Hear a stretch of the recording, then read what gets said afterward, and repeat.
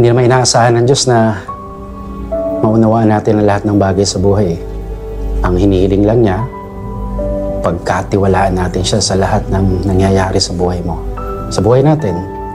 Pero tandaan mo, kahit kailan, hindi pwedeng maging higit ang plano ng tao kaysa sa plano ng Diyos. Wala naman nagsabing madali magpatawad eh.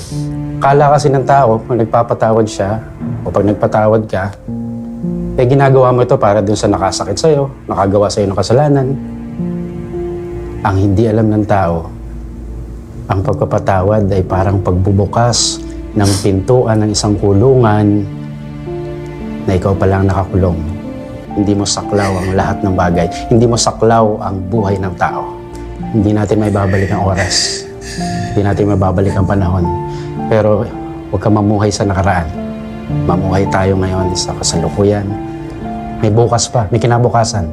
Dito sa kumpisal, papatawarin ka ng Diyos.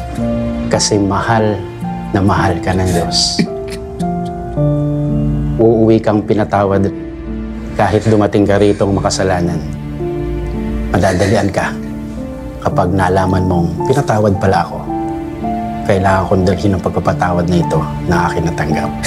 Ayon nga sa Biblia, 1 Pedro 4:8, ang pagmamahal ay pumapawi sa maraming kasalanan.